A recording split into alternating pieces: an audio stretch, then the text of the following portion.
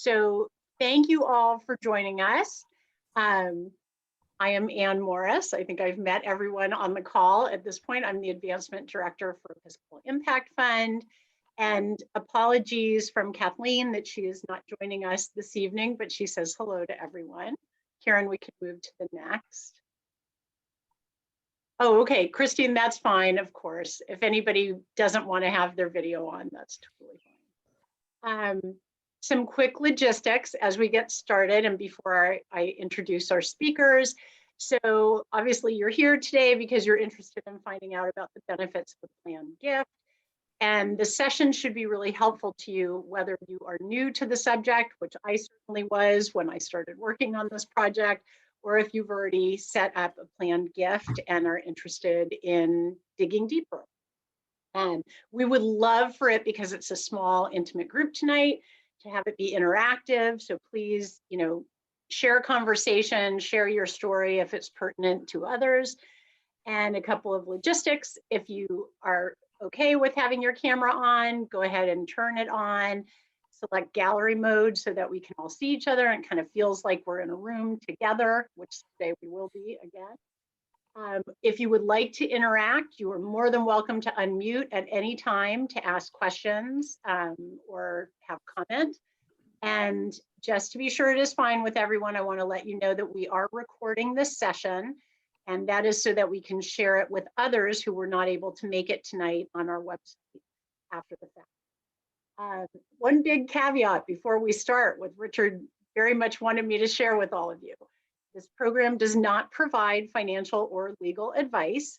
And for financial and legal advice, please rely upon your own professional advisors. And having said that, we hopefully will share some worthy information with you tonight. Okay, Karen, thank you. So we are here to talk about planned giving. And planned giving, which can also be called gift planning or legacy giving, is a major gift. It's made either in your lifetime or obviously planned in your lifetime and then distributed at your death as part of your overall estate plans. One of the things that is such a huge benefit of it, and both Davey and Richard will discuss this, is that it allows you to make a much larger gift than you would normally be able to make from your annual income. So it's an exciting possibility, and something that Episcopal Impact Fund has been wanting to pursue for a long time, and we're really getting some traction with it this year. So thank you for being at this event. I won't read the rest of it. I'm assuming that you know why you're here and that Richard and Davey will be covering the bulk of that. One thing that I did want to share before I introduce our speakers is just, you're all supporters of Episcopal Impact Fund. So I think this will come as no surprise, but obviously the pandemic has been really difficult for everyone across the board, for all of us and for all of the people that we know, but it has been especially devastating for those living in poverty. So Episcopal Impact Fund has been busier than ever over the last 14 months. Please know that whether you give on an annual basis, whether you give at Night of Light, whether you are thinking about doing a planned gift, that your gifts and your involvement in our community are so incredibly important, especially right now. So thank you for being here. And with that, I would love to introduce Richard and Davey.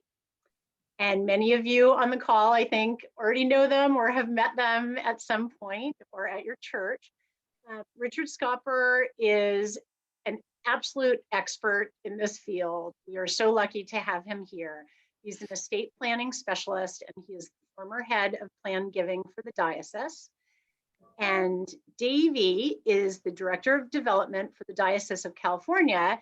And Davey is here tonight to talk about making planned gifts to your parish or congregation. And so we're very lucky to have both gentlemen with us. And with that, I will hand it off to Richard, who has an excellent presentation to share with all of us. And again, Richard, I think it's fair to say if people have questions or comments that they should feel free to sort of raise your hand. If you would be more comfortable putting something in the chat, I'll be monitoring that, and I'm happy to raise those issues with Richard at some point.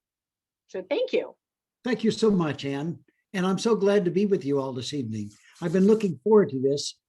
But before I lead into our conversation about how to create a lasting legacy, I want to say a few words about why I'm glad you're here this evening and why it's important to take action on this now.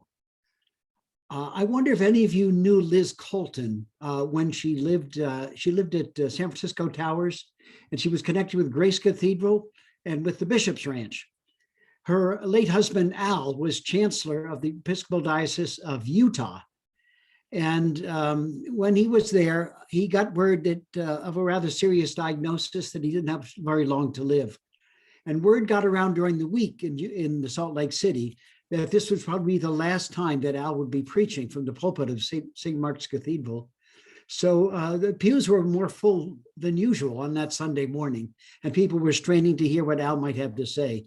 So when Al got into the pulpit, the first thing he did was tell a story about another preacher. And this was a preacher who wanted to,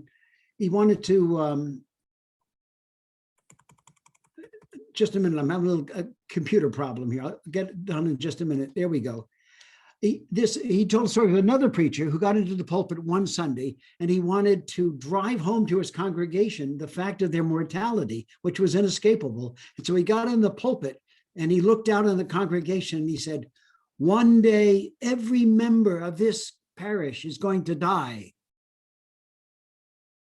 And he noticed when he said that, there was a fellow sitting on the aisle down toward front who broke into this broad grin.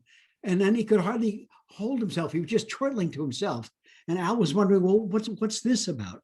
So at the end of the worship service, when people were filing out and shaking hands with him, he got to that man and he said, "Well, I noticed when I said one day every member of this parish is going to die, that that seemed to be humorous to you. What's funny about that?" And he said, "I'm not a member of this parish." We're always looking for a loophole, and he thought he had found one maybe. But the truth is that if you imagine my lifeline reaching out before me and before you, at some point, there's another line out here that I'm going to intersect and cross. And this other line is a boundary line between this life and the life that is to come, between this world and the world that is to come. And I don't know when I'm going to cross that line, but someday I will. It could be soon, it could not be for many years. We don't know that. But here's the thing. 5 seconds before I cross that line, I own everything I own, my hat, my house, my investments, everything. And 5 seconds after I cross that line, I don't own anything anymore. It's all left there on the other side of the line because I'm not there to own it anymore. And it all has to find a new owner because I can't own it anymore. And the advantage that you and I have today is that we can make arrangements for who those new owners will be. If we don't do that, then the state in which we're domiciled, most of us California, will have to step in and do it because someone has to do it, decide who the new owner is going to be. But now, while we're still here, we have the chance to make those arrangements for ourselves. A time will come when we get to give away everything that God has given us, whatever's left. And who are we going to pass it on to? Now, the thing about planned giving that I love is when a planned giving, it's giving away something that we don't have any use for anymore. So I propose a little exercise. If you were to get $1 million now on the one condition that you give it away by midnight tonight, to whom would you give it? You can give it to whoever you want. You can give it to your children, you can give it to your church, you can give it to other charities, you can give it to the government. Who would you give that $1 million to? Just imagine that, making that list out on a piece of paper. And then ask yourself, how does this compare with my current estate plan? Because that's basically what we're doing in our estate plan, is making those decisions. When you think about assigning new owners to what you leave behind, you probably think of a will and a trust. So this is a very low-tech slide. Can you see that? It says bequest. bequest. How many of you have a will or a trust valid in the state of California? Good. It's almost unanimous. That's terrific. And have any of you included a nonprofit organization in your will or your trust? Any bequests you have? Would anyone mind sharing how you did that? Did you do it in a will or a trust, and what the organization is? Doug, I saw your hand go up. I did do it in a will and a trust, and I included the Impact Fund as one of the organizations. So, Terrific. we came up with a list of, there were 5 organizations that we were going to contribute to, and we did that as a percentage. A percentage. Very nice. I was wondering about that. Super easy. And anyone else like to share? If you've included a charity? I have Richard. We like Doug, we put this in our will and trust. Okay, I haven't done EIF, but I'm here tonight, so that's on my to-do list. But we looked, so it's been several years, but we looked at charities that we were giving to, including the church, and kind of put kind of a top 10 that we most cared about list in there, along with family members. My top 10 family members too were on that list. So you're big on top 10 lists. Yeah, no, we added a few more family members than the top 10, but that's that's what we did. Well, good. Thank you for sharing that. Mm-hmm. Christiana? We're in a transitional stage in our planning because we have children who are now in their early 30s. So we've been in that situation where you want to be sure to provide for children who are still in college, children who you feel that you want to give everything to. Yes. And as that shifts, we are going to start thinking about how to split that between our family members and the charities that we give. Just not surprising, I'm sure, but that's where our thinking is right now. I see. That's very helpful. Our family, Anita's and mine, we have a daughter, pretty much in the same stage, and we just recently changed over from a successor trustee to us from my brother to our daughter, because we feel she's old and mature enough now. Those sorts of transitions as we go through revising our plans as we go along. Well, when we think of leaving things behind, we think immediately of our children, if we have children, but that's not, as you've just been born testimony, that's not the only thing that's important to us. There are other things important to us as well, including our church family, and other organizations that are doing God's work in the world. So the first and obvious way of including a charity in our estate plans, of course, is by a bequest in our will or in our trust, a specific dollar amount, or as Doug was saying, a percentage. One thing I've sometimes advised people when they're doing it for the first time is if they want to give a certain, for example, percentage of their estate after expenses and taxes to charity, like 10% tithe on it, to put the charitable organizations that they want to give it to in an appendix to the will or the trust.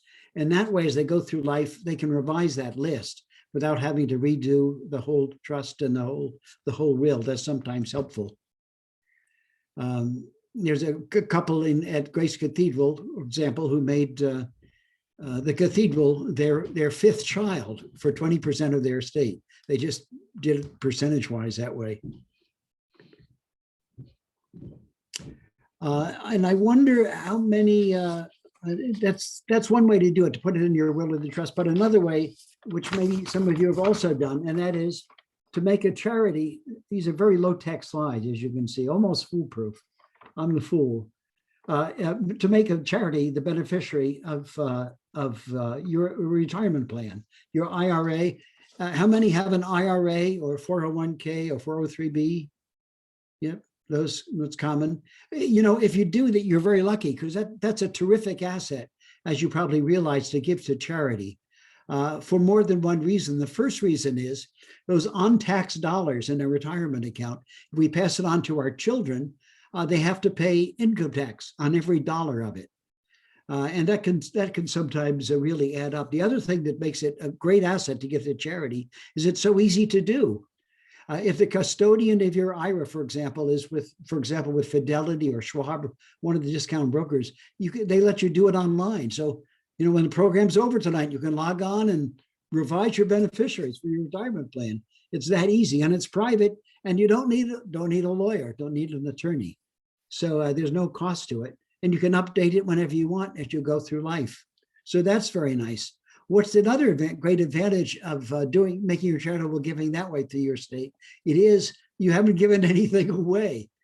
Nothing's eluded your grasp. As long as you're alive, you have those funds to use to sustain yourself and other loved ones and to use for other purposes. But if you have a positive balance in that account, whenever you die, it'll go to the charities or the beneficiaries you've named. And again, it doesn't have to be one, you can do it percentage-wise. 50% here, 10% there, and so on, divided up that way. So that's a big help. You can use that to accomplish great things. A retired couple in Marin contacted me about a month ago, and on the advice of their financial advisor, they said they wanted to use their IRA for a specific purpose. And I asked what that was. And they said, first of all, that they had 3 IRAs between the two of them, and they added up well into the 7 figures. And they were going to leave their house to their 3 children who were doing very well, but their IRAs they wanted to give to charity, and they had a specific purpose. They said, we've become aware how in our country, African Americans have not had an opportunity often to build up equity in real estate, sort of cross-generational real estate wealth transfer. And so they want to make that possible and help make that possible. So then they have a search for a nonprofit to do that, and they can use their IRAs to do that. The great advantage of the IRA, again, if we pass it on to our children, they have to pay income tax, but whatever goes to a charity, like your church or Episcopal Impact Fund, no taxes whatsoever. So 100% of the value can go to the purpose that you want it to do. Here's another way to use an IRA for charity. This is closer to home. In fact, it's closer to my home. It's my mother's IRA. This is my mother. I'm going to New York on Monday to see her. My dad was a commercial fisherman, and my mom later in life became a registered nurse. And they both had IRAs. When my dad dies, it rolled into one. And my mom always wanted to leave as much as she could to her 5 children. And so she made us 5 kids the beneficiary of her IRA. But about 20 years ago, I said, Mom, if you make your children the beneficiary of your IRA, when you die and we get that, we're going to have to pay income tax on it. And it's going to be at a pretty high rate. I said, but if you make a trust the beneficiary of your IRA, that'll pay income to your 5 children for 10 years or any number of years. And then after that period of time, it will go to a wonderful charity. And she said, well, that sounds pretty good. Why don't you talk to your brothers and sisters about that? So I did. I talked to my 2 brothers and 2 sisters about it, and they liked the idea and were unanimous about it. So that's what happened. And my mom's beneficiary of her IRA now is a trust that will pay her 5 children income for a number of years. And when those number of years is over, it'll pay out to a charity. And the charity for my mom's trust is, yes, Episcopal Impact Fund, half of it, and also Episcopal Relief and Development. No one else in my family is Episcopal, but they love the work that these organizations are doing. So they thought that would be terrific. So this kind of a trust, you probably heard of it before, it's called a charitable remainder trust, because the remainder goes to charity. But during the meantime, the income goes to family. It's also called a give it twice trust, because you're giving it both to your family and you're giving it to charity.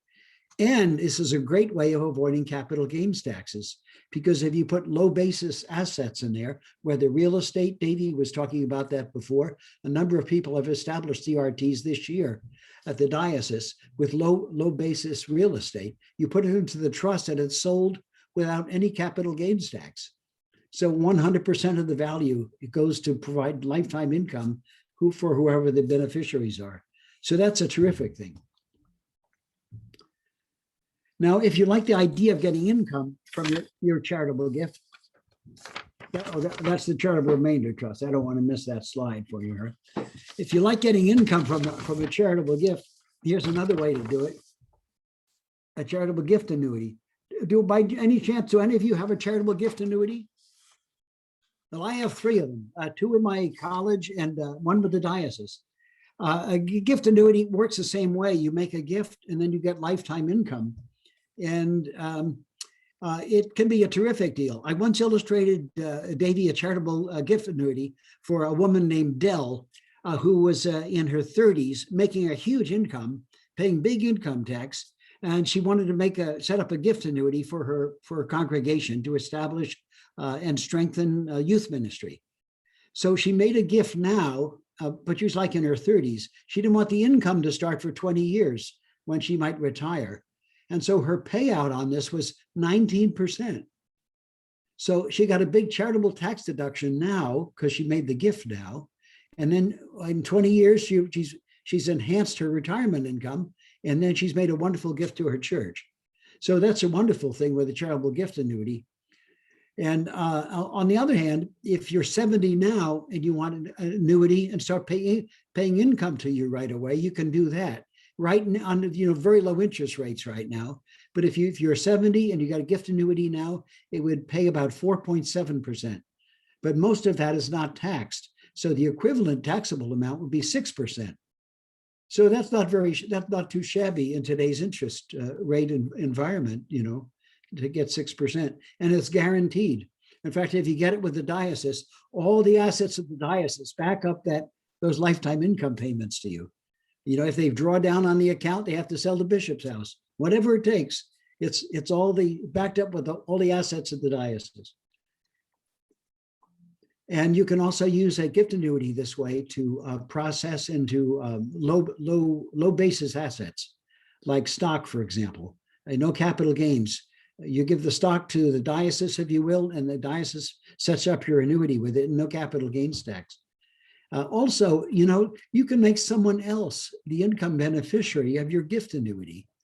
I know a person who had an aged auntie who needed a little help financially, and rather than writing personal checks to her quarterly, he bought a gift annuity and made her the income recipient. It was a wonderful way to do it. A wonderful gift to his aunt and also to the church, and her church actually, when she died. So the final idea that I want to share with you today is this. That is a gift of your house, or a percentage of it to charity. But charity doesn't get your house until you're done living in it. That's important to say. In our parish, when we started a legacy society, an older member of our congregation asked to speak with me. So I went and I met with her in her home. And she reminded me that her father was an Episcopal priest in New Orleans, in the 9th Ward down there. So she said, I know how challenging it can be to provide housing for clergy. And I know for our particular congregation that's still a challenge for us. And she said, when I die, she's a single woman, when I die, I'd like to leave my house to the church to be used for clergy housing. She said, I know it's not appropriate for a priest and a family, but you could sell it and use the proceeds to provide housing for clergy. I was really stunned by her generosity to think of doing that. The next time I visited her, though, I said, Neela, if you're really sure you want to do this and you're not going to change your mind, you can sign this document that say you're going to do that, and you'll get a big tax deduction right now. And she said, how big? And I said, $1.6 million. And she said, let's do it. So she did. She continued to live in a house. She died in the house just last year. But meanwhile, she got a huge tax deduction, which she could roll forward for 6 more years, what she couldn't use in the first year. So that was a terrific thing. And now it's created a great endowment for her parish to provide for clergy housing.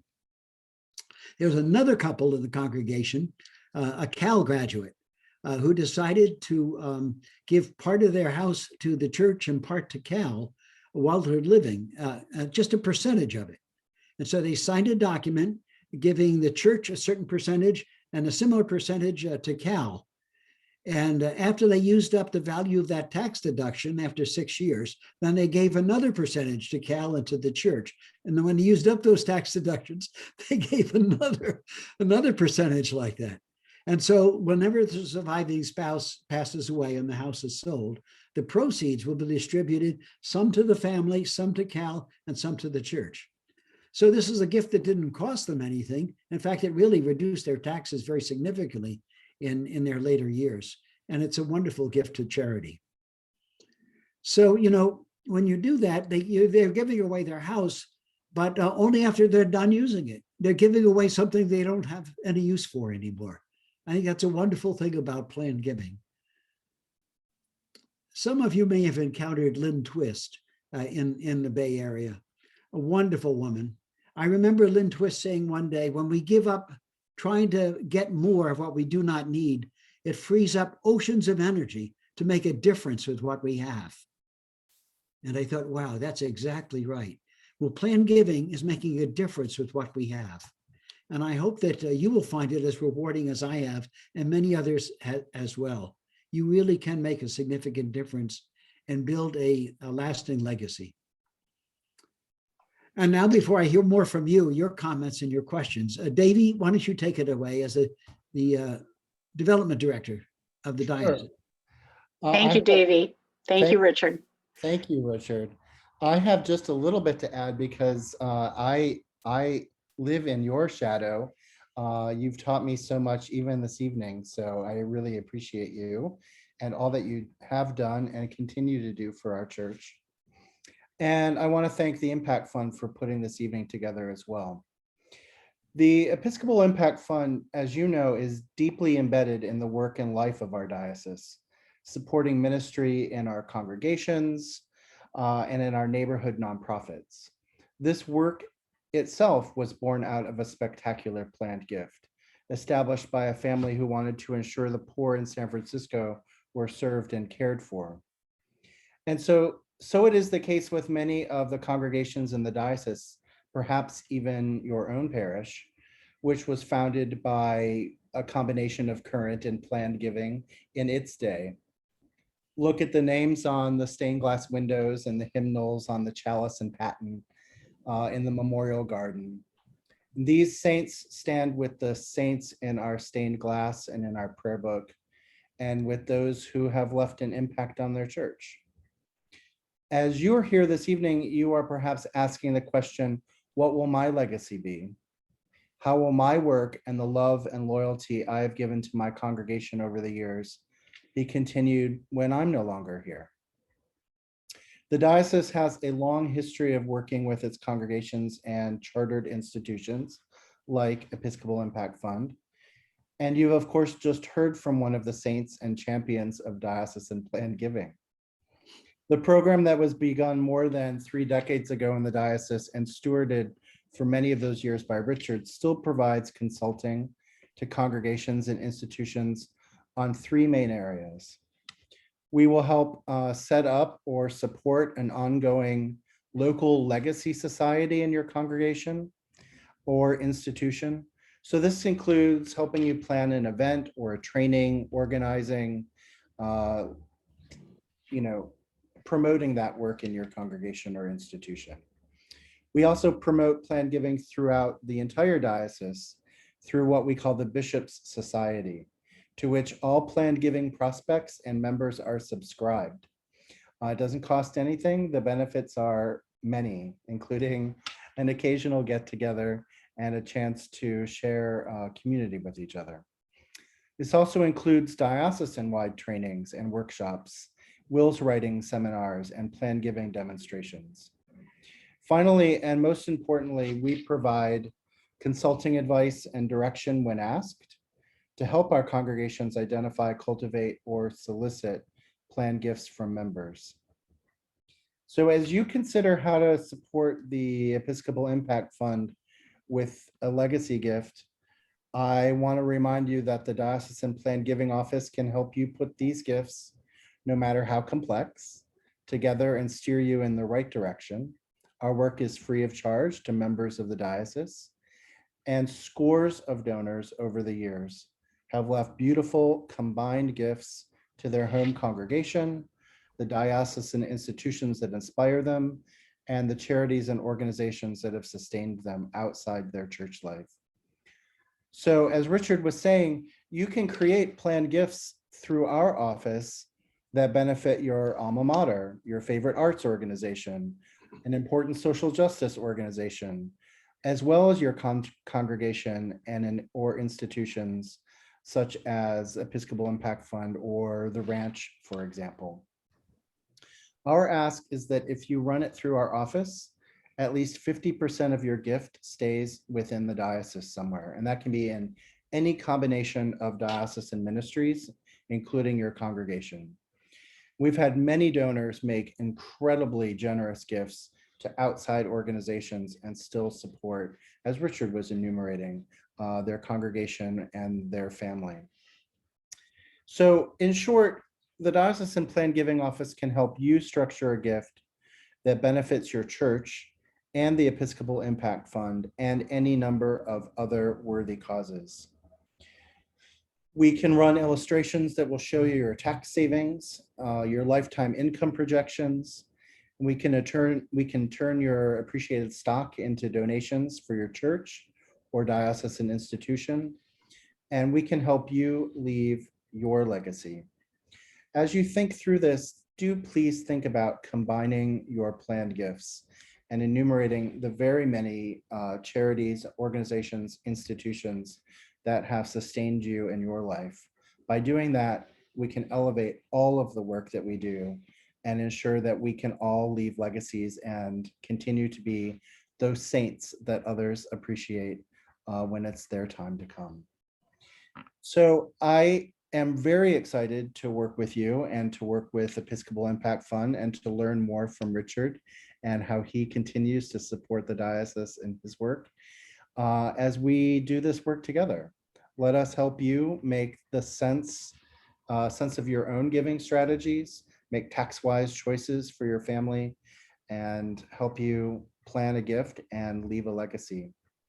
One of the things that came up in the discussion that we were having, and I really appreciated it, Christiana said it, that she was in transition and thinking she was retouching her plans.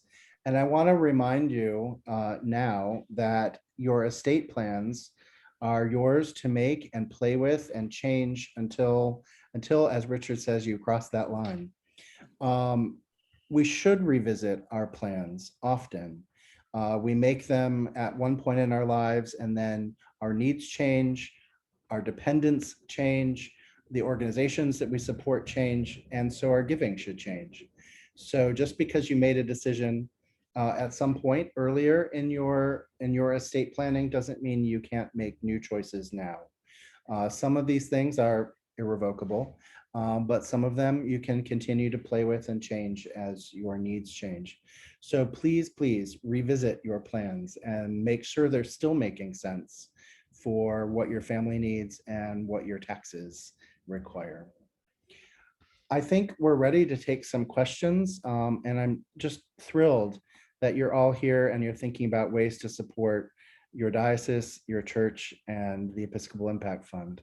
Thanks for being here tonight. Davey, thank you. That was so inspirational, and Richard, so informative. Thank you. And I'm sort of laughing as we kick off some questions if anyone has some or wants to dig deeper with some information. But Davey, to your point about updating things, when George and I had our first child almost 22 years ago, we realized that we needed to have a trust. Well, our trust names that one child and subsequent progeny, subsequent progeny. Well, I have two more children. They have names. They are real people, and we've never updated it. So this is a good reminder in many ways to take another look and It's a good revisit reminder. as you go through life. They may be both progeny and prodigies. You That's never know. I can hope for that, right? So yes, we would love to take questions, or if anyone has comments or helpful hints, things that they have done with their own, please feel free to chime in. It's a good reminder to update our plans too when we move to a different state, because it's all governed by state laws. And for example, California is a community property state. Many states are not. And so you need to update for whatever state you currently have your domicile in. That's important. And I'd just say this has been incredibly helpful. And I really love all of the things that you said, and they just make sense. And I especially love the one about that planning allows for energy to go elsewhere, which is where I'm at right now. So thank you. I'm glad, Christine. Catherine? Yes, and this was so helpful, Richard. I admire everything you do. And I'm not surprised that you yourself have 3 charitable remainder trusts and that your mother has one. Very, very impressive. I'm wondering, how about art? Is there any way that art could be used in planned giving, or maybe something like Bitcoin or these non-fungible tokens that we're hearing about? What about other assets besides the home, other equities? I wouldn't want to venture anything on Bitcoin. I'm not quite there yet, but I know from art, and there are tricky rules that apply for tax deductibility for art.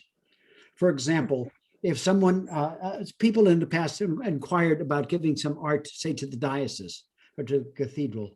And for one thing, the taxability of their gift, as I understand it, and I'm not an attorney, it depends on the fact that the diocese or the beneficiary must display the art in a public place for a certain number of years. For example, you can't simply, well, that's a very nice thing, and put it in the attic, or put it away. It has to have some public use like that. It affects the taxability. That's just an example. And another thing is, some people have approached me about making a gift to the seminary, CDSP, and what they wanted to donate was photographs that had been autographed by astronauts. Well, that's pretty tricky, so I usually just don't go there, but it can be done, and there are specialists to help you do it. Maybe you have some valuable art or collectibles that you would like to donate, Catherine. I'm sure Davey could help you find someone to process that gift. Thank you. We can find people to process the gift, or you can process it and give us the cash. We like that too. Okay. Thanks, both of you. That simplifies things.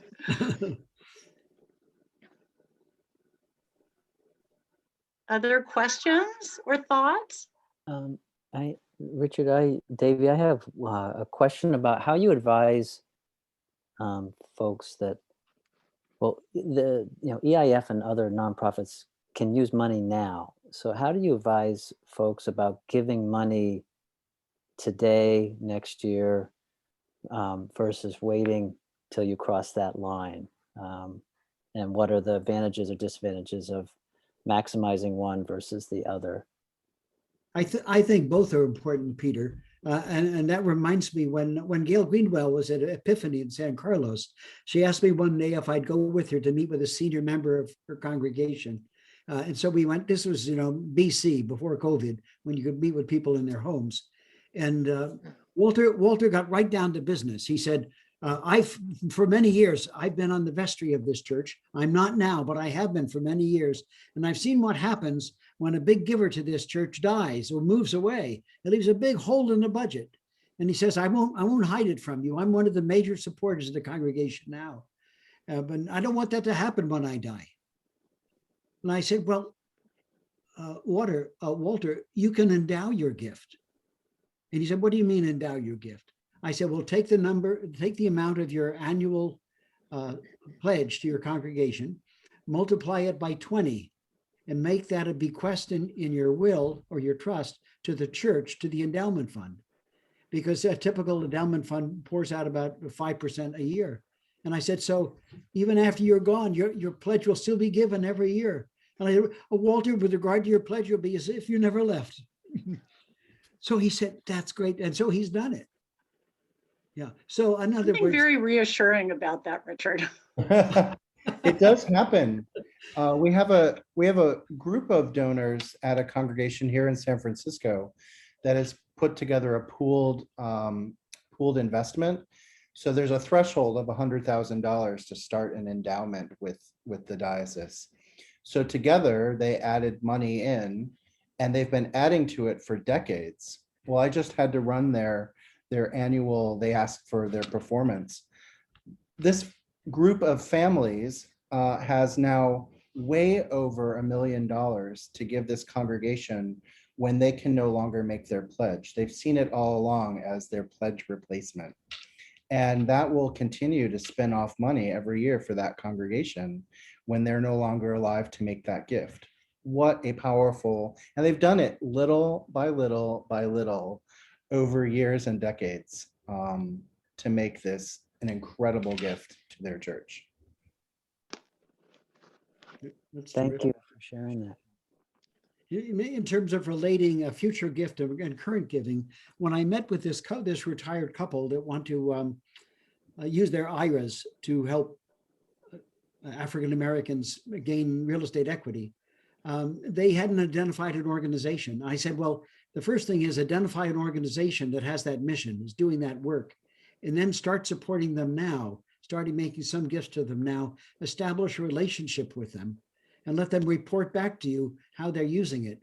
Because if you wait until you die and then they get suddenly this bucket of money from your IRA, you'll never know how they used it. I mean, your family will know, and you'll hope it's for the best, but establish relationship now.